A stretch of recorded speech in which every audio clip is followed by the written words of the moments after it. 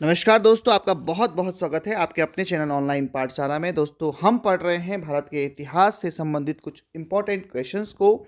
ये हमारी मध्यकालीन भारत के इतिहास से संबंधित वीडियो है, जिसमें कि हम बात करने वाले हैं क्वेश्चन नंबर 150 से लेकर के 180 तक के प्रश्नों को।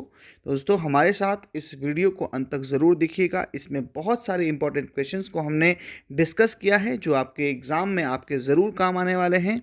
दोस्तों, यदि आपको हमारे इन क्वेश्चंस की पीडीएफ चाहिए तो आप हमको कमेंट में लिख सकते हैं।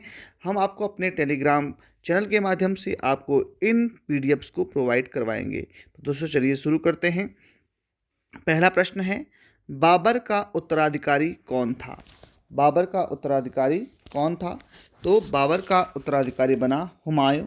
तो ऑप्शन नंबर जो ए है वह सही है। अगला प्रश्न है, हुमायूंनामा के लेखक कौन थे? तो हुमायूंनामा जो लिखी थी वह लिखी थी गुलबदन बेगम ने। तो ऑप्शन नंबर जो डी है यह राइट है। नेक्स्ट क्वेश्चन है, चौसा का युद्ध किसके बीच लड़ा गया था? तो चौसा का युद्ध जो लड़ा गया वह लड़ा गया हुमायूं और शेरशाह सूरी के बीच में। ऑप्शन नंबर सी राइट है। नेक्स्ट क्वेश्चन है, किस मुगल शासक ने अपनी दूसरी राजधानी के रूप में एक नए शहर दीन पनाह का निर्माण करवाया?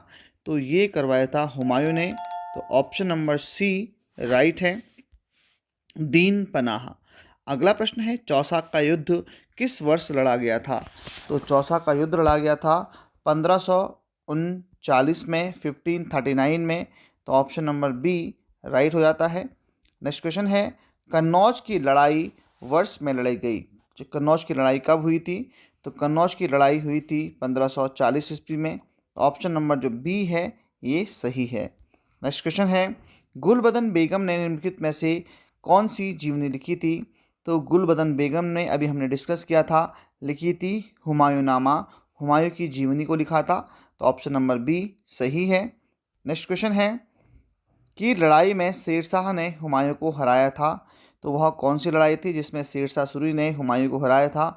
तो ये था चौसा का युद्ध। तो ऑप्शन नंबर जो है ए बिल्कुल राइट है, जिसमें कि चौसा के युद्ध में शेरशाह सूरी ने हुमायूं को पराजित किया था।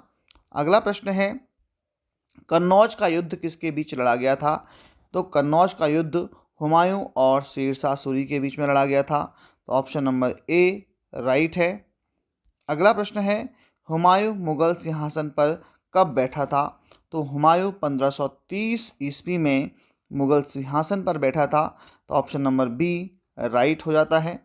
अगला प्रश्न है, रुपया सिक्का किसने जारी किया था? रुपया, तो रुपया जारी किया था शेरशाह सूरी ने। तो ऑप्शन नंबर बी राइट हो जाता है। अगला प्रश्न है, दिल्ली में पुराना किला किसके द्वारा बनवाया गया था? तो दिल्ली में पुराना किला का निर्माण भी करवाया था शेरशाह सूरी ने ही। तो ऑप्शन नंबर ए राइट है।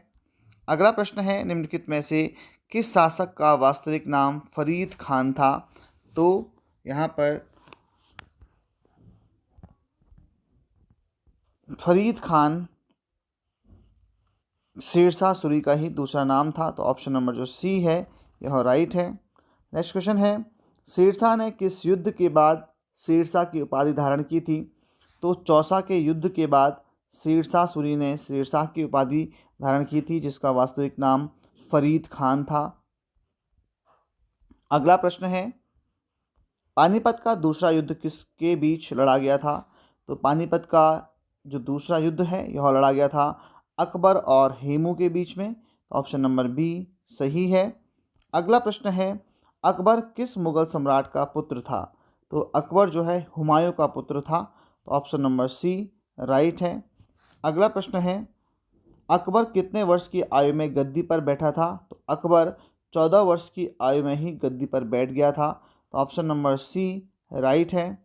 अगला प्रश्न है, कौन सा मुगल बादशाह जलालुद्दीन मोहम्मद अकबर बादशाह गाजी की उपाधि से गद्दी पर बैठा था? तो इसका नाम ये जो है अकबर ही था। तो ऑप्शन नंबर जो सी है यह राइट है। अगला प्रश्न है, अकबर की युवावस्था में उसका शासक नियुक्त किया गया था, किसको नियुक्त किया गया था? तो यह किया गया था बैरम खान को। तो ऑप्शन नंबर ए राइट हो जाता है। नेक्स्ट क्वेश्चन है, पानीपत की दूसरी लड़ाई कब लड़ी गई थी? तो पानीपत की दूसरी लड़ाई लड़ी गई थी 1526 ईस्वी में। ऑप्शन नंबर ए बिल्कुल सही है।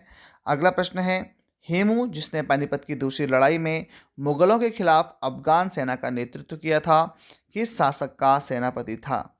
तो मोहम्मद आदिल शाह का सेनापति था हेमू। तो ऑप्शन नंबर जो डी है यह राइट है।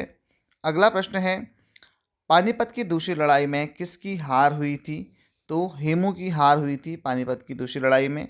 ऑप्शन नंबर जो बी है यह सही है। अगला प्रश्न है, आइन ए अकबरी के लेखक कौन थे?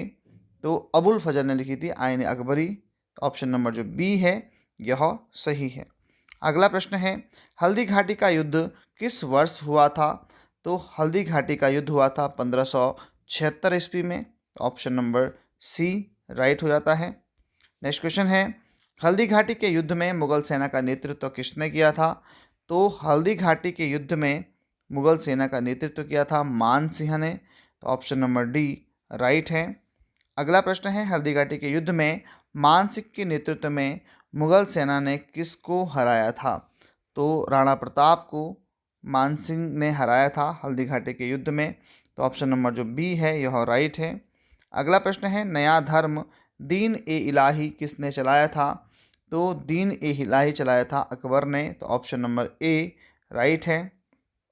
अगला प्रश्न है, किस मुगल सम्राट ने मनसबदारी प्रथा को शुरू किया था? तो मनसबदारी प्रथा को शुरू करवाया गया था अकबर के द्वारा। तो ऑप्शन नंबर जो बी है यह राइट है। अगले प्रश्न पर चलते हैं। तो नेक्स्ट क्वेश्चन है, मुगल साम्राज्य की राजभाषा क्या थी? तो मुगल साम्राज्य की राजभाषा थी फारसी। तो ऑप्शन नंबर बी राइट है। नेक्स्ट क्वेश्चन है और इस वीडियो का अंतिम प्रश्न है, हल्दी घाटी का युद्ध किसके बीच लड़ा गया था? तो हल्दी घाटी का युद्ध लड़ा गया था मान सिंह व महाराणा प्रताप के बीच में। तो ऑप्शन नंबर जो ए है यह राइट हो जाता है। तो दोस्तों आज की वीडियो में हमने 30 क्वेश्चंस को डिस्कस किया है। आई होप आपको कुछ नए